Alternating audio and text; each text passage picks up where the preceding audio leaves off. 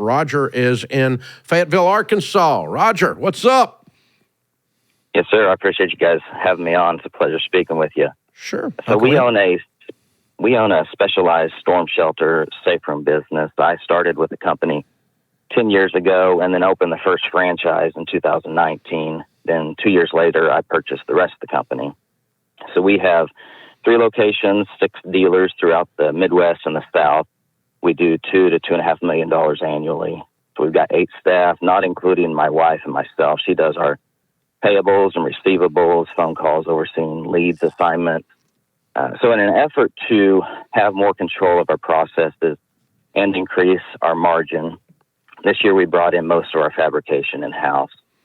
When we did that, my plate went from full to spilling over. I love what I do, by no means burnout, but I'm becoming increasingly aware that the more I do, the less efficient we are and the less we accomplish as a company. So you just took on a second full-time job, Bubba. Yeah, absolutely. Wow. Sure. So my question, I know we can scale, and we have scaled, but I know that the limits is within what my abilities are. So where do I spend my energy and focus to continue to grow and go to the next level? Do I hire more staff or a manager to oversee a portion of the operation? But also all of that being said, creating space for a home life and my relationship with my family. What you need to do is, first of all, before you think about hiring staff and going that route, is you just need to prioritize yourself really uniquely and effectively. Let me explain what I mean. I talk sometimes about the 3 R's, and the 3 R's will really help you to prioritize yourself and what you should be doing in the company. What gives me the greatest return? I mean, there are certain things that you do. There's certain things that Dave does in the company that it gives the return. And there are certain things that you do that, I mean, it's just, they're good things, but they're not going to give. So you got to give, what's giving me the greatest return? What's required of me? What do I have to do? What gives me the greatest return? And then what gives me the greatest reward? And when you talk about you're not burnt out perhaps, but you're kind of getting a little tired. You're tired. Well, the reason you're tired is you're not doing the things that give you the reward that you need. And so the reward takes care of the getting worn out a little bit in leadership.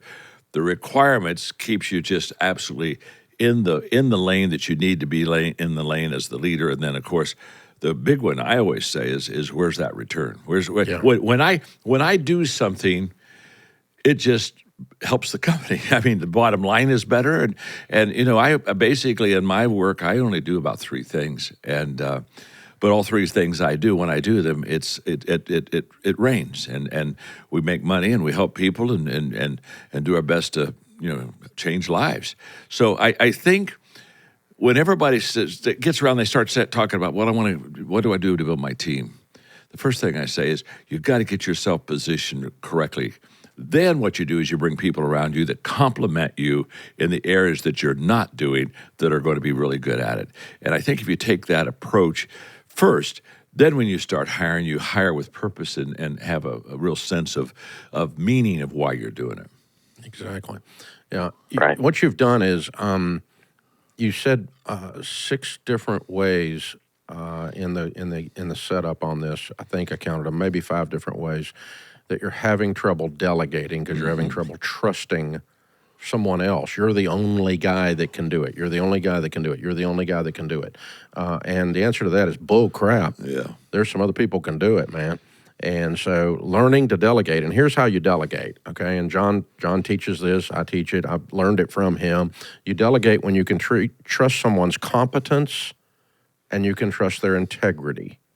So if they show you they can run that fabrication center better than you can, and they never steal, lie, mistreat people, you can trust the wholeness of the person, then it's easy for you to turn loose.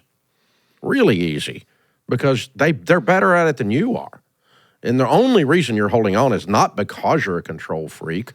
It's because you haven't found anybody and mentored them and discipled them enough to put them into the role and turn them into better than you at it.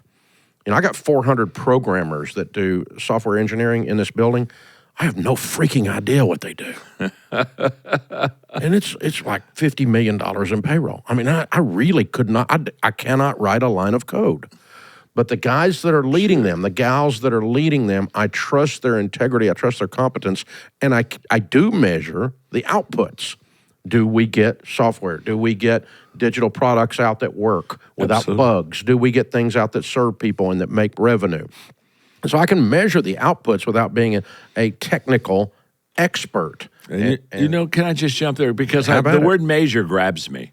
Because I think a lot of times when we empower people, we forget. Because empowerment's a great word, but I'm empowered, I've got freedom. But I'm telling you, with freedom comes accountability. Absolutely. So when you're talking about measure, don't miss what he's saying.